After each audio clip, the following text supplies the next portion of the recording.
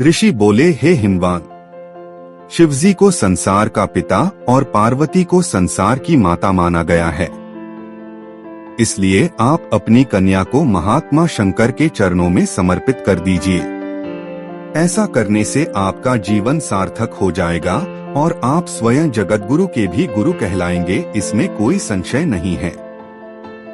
ब्रह्मा जी ने कहा, हे मुनिश्रेष्ठ, ऋषियों के इन वचनों को सुनकर गिरिराज हिमालय ने हाथ जोड़कर उन्हें प्रणाम किया और विनम्रता पूर्वक कहना आरंभ किया।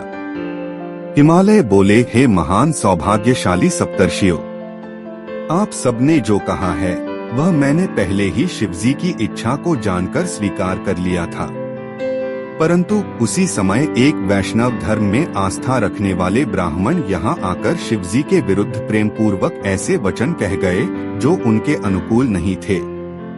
इसी कारण पार्वती की माता ज्ञान से भ्रमित हो गई हैं और अब वे अपनी पुत्री का विवाह उन योगी रुद्र शिव से नहीं करना चाहती। हे ब्राह्मणों, वे अत्यंत दुखी होकर मैले वस्त्र पहनकर हठपूर्वक कोप भवन चली गई हैं और लाख समझाने पर भी समझ नहीं रही हैं। सच कहूँ तो मैं भी अब भ्रमित हो गया हूँ और उस भिक्षुक वेशधारी महेश्वर को अपनी कन्या देने की इच्छा अब मेरे मन में नहीं रही। ब्रह्मा जी बोले, हे मुनि, शिव की माया से मोहित शैलराज हिमालय यह सब कहने के बाद चुप हो गए और मुनियों के बीच बैठ गए।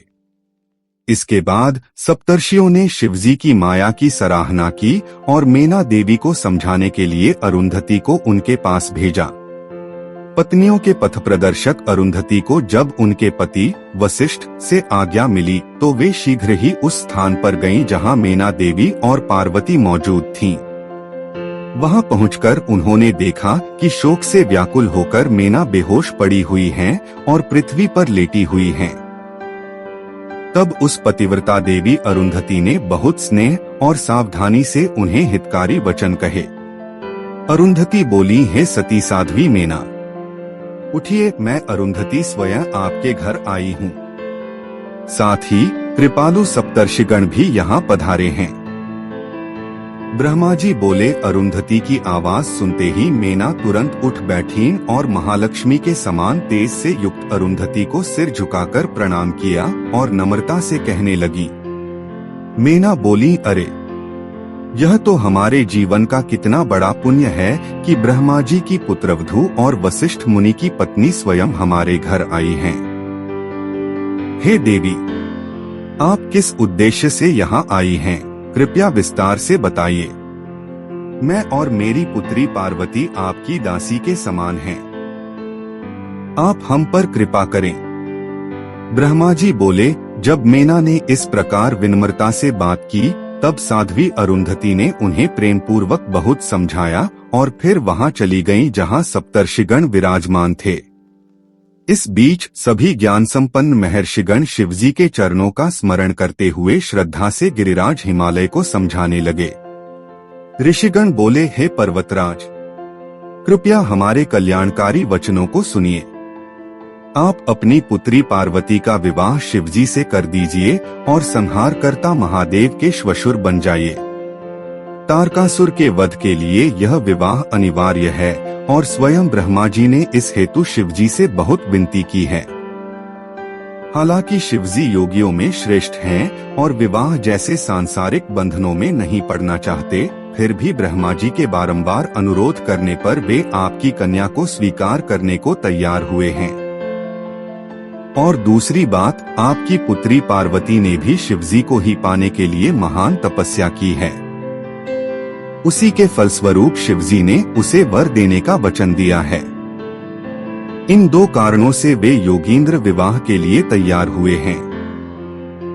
ब्रह्मा जी बोले, ऋषियों के इन आश्वस्त करने वाले वचनों को सुनकर हिमालय पहले मुस्कुराए और फिर थोड़ा भयभीत होकर विनम्र भाव से उत्तर देने लगे। हिमालय बोले, मैं शिवजी में कोई राजसी भव्यता या वैभव नहीं देख रहा हूँ। न उनके पास कोई स्थायी निवास है, न राजकीय ऐश्वर्य और न ही कोई निकट संबंधी दिखाई पड़ते हैं। ऐसे एक अत्यंत विरक्त योगी को मैं अपनी कन्या नहीं देना चाहता। आप सब तो स्वयं ब्रह्मा जी के पुत्र हैं, आप ही मुझे सच्चाई स्पष्ट रूप से बताइए। यदि कोई पिता काम, मोह, भय या लोभ के कारण अपनी कन्या को किसी अयोग्य वर को सौंप देता है तो वह पाप का भागी होकर नष्ट हो जाता है और नरक को प्राप्त करता है। इसलिए मैं अपनी इच्छा से इस कन्या को शंकर को नहीं दूंगा। हे ऋषिगण, अब जो भी उचित विधान हो वही आप लोग करें। ब्रह्मा जी बोले, जब हिमालय ने इस प्रकार अपने विचार रखे तो वाक्यों के मर्मज्ञ वशिष्ठ मुनि ने उन्हें उत्तर दिया। वशिष्ठ बोले, हे पर्वतराज, मेरी बात ध्यानपूर्वक सुनिए, यह आपके लिए पूरी तरह हितकारी, धर्म संगत, सत्य और इस लोक तथा परलोक दोनों में सुख देने वाली है। हे शैलराज, लोक और वेदों में 3 प्रकार के वचनों का उल्लेख किया गया है। जो शास्त्र का सच्चा ज्ञाता होता है वह अपने निर्मल ज्ञान रूपी नेत्रों से इन तीनों को भली भांति पहचानता है। पहला, ऐसा वचन जो सुनने में मधुर हो पर असत्य और अहितकारी हो, ऐसा वचन केवल शत्रु ही देता है। यह वचन बाहर से अच्छा लगता है पर भीतर से हानिकारक होता है और किसी भी तरह से लाभकारी नहीं होता। दूसरा, जो वचन शुरू में अप्रिय लगे लेकिन अंततः सुखदायक हो, ऐसा वचन सच्चा बंधु, दयालु और धर्मात्मा ही कहता है। यह वचन अमृत समान होता है, सभी समय में कल्याणकारी होता है और सत्य का सार लिए होता है।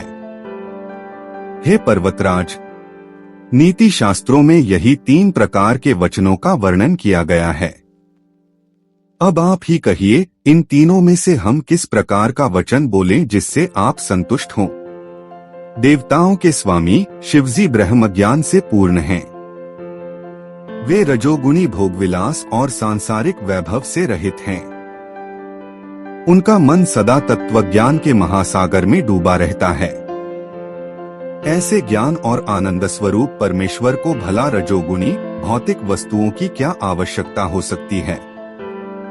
भले लोग अपनी कन्या केवल धन वैभव देखकर नहीं, गुणों और योग्यता को देखकर ही श्रेष्ठ पात्र को सौंपते हैं। वशिष्ठ जी बोले, यदि कोई पिता अपनी कन्या को किसी दरिद्र और दुखी व्यक्ति को सौंप देता है तो वह कन्या हत्या के पाप का भागी बनता है। हे हिमालय, ऐसा कौन कहता है कि भगवान शंकर दुखी हैं, जबकि स्वयं धन के अधिपति कुबेर भी उनके सेवक हैं। शिवजी तो केवल अपनी लीला की मुद्रा से ही सृष्टि की रचना और संहार करने की सामर्थ्य रखते हैं। वे निर्गुण परमात्मा, परमेश्वर और प्रकृति से परे हैं। सृजन के कार्य हेतु उन्होंने ही 3 रूप धारण किए हैं, ब्रह्मा, विष्णु और महेश। ब्रह्मा सृष्टि करते हैं, विष्णु पालन करते हैं और रुद्र संहार करते हैं। ब्रह्मा ब्रह्मलोक में निवास करते हैं, विष्णु क्षीर सागर में रहते हैं और हर अर्थात शिव कैलाश में। यह सब उनकी ही शक्तियों की अभिव्यक्ति है। संपूर्ण सृष्टि शिवजी से ही उत्पन्न हुई है। यह प्रकृति 3 रूपों में इस संसार को धारण करती है और अनेक अवतारों के माध्यम से अपनी लीलाओं में व्यक्त होती रहती है। उनकी वाणी रूपी प्रकृति मुख से उत्पन्न हुई है, जो वाक की अधिष्ठात्री देवी हैं। लक्ष्मी रूप में प्रकृति उनके वक्ष से प्रकट हुई, जो सभी संपत्तियों की अधीश्वरी हैं।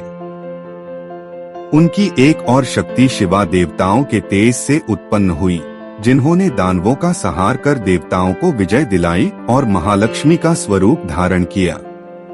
यही शिवा पिछले कल्प में दक्ष प्रजापति की पुत्री बनकर सती नाम से प्रसिद्ध हुई थी। दक्ष ने अपनी पुत्री का विवाह शिव से किया था, लेकिन जब उस जन्म में उन्होंने अपने पिता के मुख से शिव की निंदा सुनी तो योग बल से अपने शरीर का त्याग कर दिया। वही शिवा अब इस जन्म में आपकी पत्नी मेना के गर्भ से जन्म लेकर पार्वती के रूप में प्रकट हुई हैं। हे शैलराज, इस प्रकार हर कल्प में वे ही शिवजी की पत्नी बनती रही हैं। वे ज्ञान स्वरूपा, बुद्धिमती और जानने योग्य सत्य का साक्षात रूप हैं। वही देवी सिद्धि, सिद्धिदात्री और सिद्धिरूपिणी बनकर सदा प्रकट होती हैं। शिवजी सती की हड्डियां और उनकी चिता की भस्म आज भी प्रेमवश धारण करते हैं। ऋषियों ने कहा, इसलिए हे पर्वतराज, आप अपनी इच्छा से इस मंगलमयी कन्या पार्वती को शिवजी को समर्पित कर दीजिए। यदि आप ऐसा नहीं करेंगे तब भी यह कन्या स्वयं अपने पति के पास चली जाएगी, इसमें कोई संदेह नहीं। भगवान शंकर ने स्वयं यह प्रतिज्ञा की थी, और जब उन्होंने देखा कि आपकी पुत्री ने अपने तप में कितने कष्ट सहे हैं, तब वे एक ब्राह्मण का रूप लेकर उसके तपोवन में आए, उसे वरदान देकर भरोसा दिलाया और फिर अपने स्थान लौट गए। हे पर्वतराज, उसी पार्वती की प्रार्थना पर ही शिवजी आपसे उसका हाथ मांगने आए हैं। आप दोनों ने उस समय शिव भक्ति में लीन होकर स्वयं इस विवाह को स्वीकार भी कर लिया था, तो फिर अब आप दोनों की बुद्धि उल्टी क्यों हो गई है, यह बताइए। जब भगवान शंकर पार्वती की प्रार्थना पर आपके पास आए और आपने उन्हें अस्वीकार कर दिया, तब वे लौटकर हम ऋषियों और अरुंधति को शीघ्र ही यहाँ भेजकर यह कार्य संपन्न कराने को कह गए। इसलिए हे पर्वत श्रेष्ठ, हम आपको समझाते हैं, आप इस पार्वती को शीघ्र भगवान रुद्र को सौंप दीजिए। इससे आपको अत्यंत आनंद की प्राप्ति होगी। यदि आप अपनी इच्छा से यह विवाह नहीं करेंगे तो भी यह विवाह निश्चित रूप से होगा, क्योंकि यह भाग्य द्वारा निश्चित है। हे तात, शिवजी ने तपस्या करती हुई पार्वती को वरदान दिया है और भगवान की प्रतिज्ञा कभी व्यर्थ नहीं जाती। जब ईश्वर भक्त महात्माओं की प्रतिज्ञाएं भी व्यर्थ नहीं होती, तो फिर स्वयं संसार के अधिपति ईश्वर की प्रतिज्ञा कैसे असत्य हो सकती है।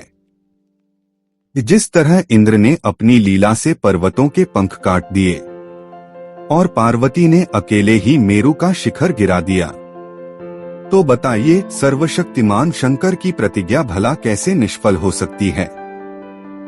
हे हिमालय, किसी एक के कारण पूरे कुल या संपत्ति का नाश नहीं करना चाहिए। सनातन धर्म का यह सिद्धांत है कि कुल की रक्षा के लिए कभी कभी एक का त्याग कर देना चाहिए। पूर्व काल में अनर्ण्य नामक एक राजा ने भी ब्राह्मण के शाप से डरकर अपनी संपत्ति की रक्षा हेतु अपनी पुत्री का विवाह ब्राह्मण को कर दिया था। ऋषियों ने कहा, जैसे उस समय राजा अनर्ण्य ब्राह्मण के शाप से भयभीत हो गए थे, वैसे ही उन्हें नीतिशास्त्र जानने वाले विद्वान गुरुजनों और श्रेष्ठ बंधुओं ने समझाकर सही मार्ग पर चलाया था। ठीक उसी प्रकार हे पर्वतराज, आप भी अपनी इस पुण्यशालिनी कन्या को शिवजी को समर्पित करके अपने कुल, अपने संबंधियों और देवताओं की रक्षा कीजिए।